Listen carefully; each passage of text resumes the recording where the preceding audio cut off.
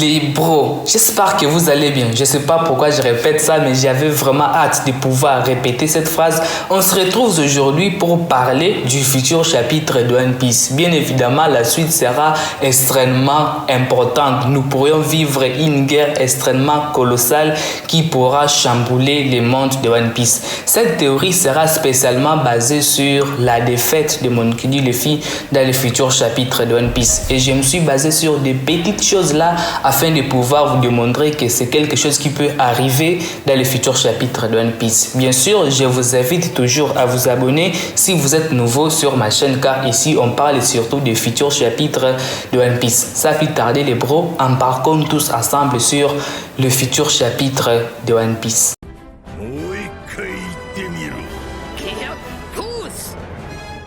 C'est au chapitre 1076 de One Piece que nous avons appris que Eustace, Captain Kid, s'est dirigé vers Elbaf et que celui-ci est arrivé bel et bien sur cette île. Malgré que au chapitre 1079 de One Piece, eh bien, l'équipage de Eustace Captain Kid a subi une destruction et une éradication totale par l'équipage de Shanks le Roux. Eh bien, le futur de celui-ci reste totalement inconnu. Mais là où ça va devenir extrêmement intéressant, c'est à Fête Trafalgar Law. Après que son Nakama Eustace Captain Kid ait perdu le combat contre Shanks, c'est au chapitre 1081 de One Piece où nous allons aussi apprendre que Trafalgar Law a malheureusement perdu les combats contre Barbe Noire. Les deux personnages qui ont obtenu une prime de 3 milliards de berries se voient en tout cas perdre face à deux empereurs.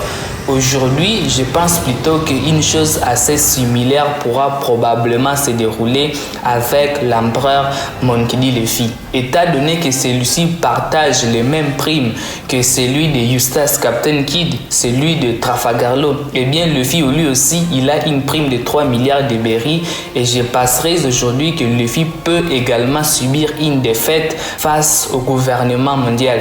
Car au regard d'aujourd'hui, l'artillerie lourde que la marine a sorti afin de pouvoir maîtriser l'empereur Monkey D. Luffy, eh bien celui-ci a peu de chances de pouvoir s'en sortir. Luffy pourrait vivre la même chose qu'a vécu Trafalgar Law ainsi que Eustace Captain Kid. Étant donné que ceux-ci possèdent une même prime, l'auteur des lèvres pourrait ainsi nous montrer que leur destin serait totalement lié.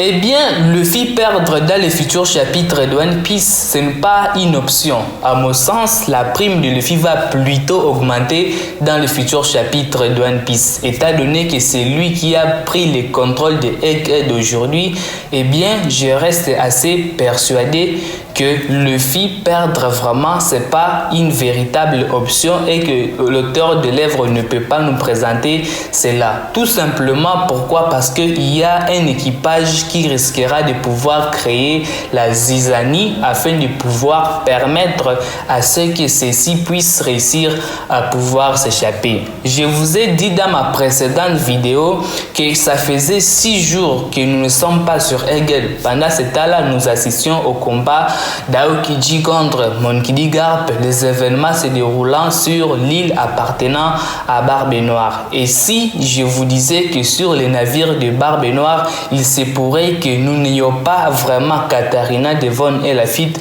mais que nous ayons affecté certains membres de l'équipage de Barbe Noire qui sont bien évidemment sur ces bateaux. Et je passerai principalement à Aokiji qui viendrait à fait sur Egghead pour une raison inconnue afin de pouvoir créer une certaine zizanie pour pouvoir prendre la chose qu'ils veulent. Ainsi, l'équipage de Luffy pourra profiter de pouvoir s'échapper. Comme vous l'aurez vu, il y a des théories qui se disent aujourd'hui que Egghead ressemble un peu à Ohara. Et nous avons déjà vu que sur Ohara, eh bien, Aokiji avait permis à ce que Nico Robin puisse réussir réussir à s'échapper? Qu'est-ce qui ne nous dit pas que Aokiji peut être sur ce navire et qu'aujourd'hui nous pourrions voir encore une fois Aokiji permettre à ce que l'équipage de Luffy puisse s'enfuir? Cela permettra évidemment de pouvoir confirmer que Monkey D. Garp n'est pas finalement mort, que Monkey D. Garp est bel et bien vivant, que Monkey D. Garp n'a pas été tué par l'équipage de Barbe Noire et que Aokiji jouerait tout simplement un double jeu.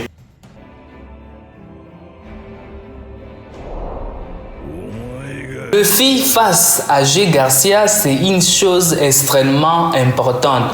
Jay Garcia n'a pas envie à ce que son identité puisse être découverte. Très précisément, il n'a pas envie à ce que les personnes puissent savoir qu'il est bel et bien sur Egghead. Pour autant, je ne suis pas assez sûr que Jay Garcia pourra retourner à Fête sur la Terre Sainte sans avoir vu Luffy, sans avoir vu le dieu soleil Nika. Eh bien, je me pose bel et bien la question, quelle sera la réaction du Gorosei face à Luffy? Quelles seront les réactions de Mugiwara regardant l'autorité la plus haute du monde de One Piece? Eh bien, devant lui, quelles seront ses paroles? Quelles seront les révélations que Saturne pourra nous donner concernant Luffy, concernant les fruits du démon de Luffy, tous étant de Dieu? Eh bien, je pense qu'il y aura des révélations extrêmement importantes qui pourront s'écouler. Il y a aussi la question de la puissance appartenant à Jay Garcia Saturne. Aujourd'hui, ils sont en train de manger lui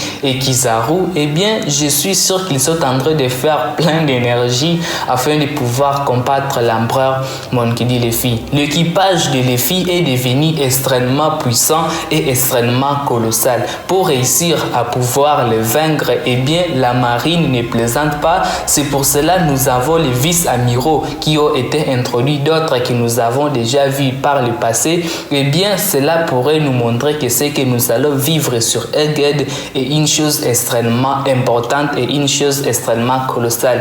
Je n'arrête pas de le répéter, mais la prime de Luffy, à mon sens, elle risquera de pouvoir augmenter. Il y a aussi la théorie que je vous ai dit que Luffy pourrait probablement perdre, étant donné que celui-ci possède les mêmes caractéristiques que Trafalgar Law ainsi que Eustace Captain Kidd, étant donné que tout leur équipage a été anéanti. Pourquoi pas cela ne peut pas arriver? Mais je reste assez persuadé que nous allons plutôt nous baser sur quelque chose d'extrêmement important, quelque chose qui permettra sans doute à l'équipage de Luffy de ne pas subir une défaite ou bien une éradication totale, mais quelque chose qui permettra plutôt à ce que ceux-ci puissent réussir à pouvoir s'échapper. La prime de Luffy pourrait ainsi augmenter comme ceux d'autres empereurs de One Piece.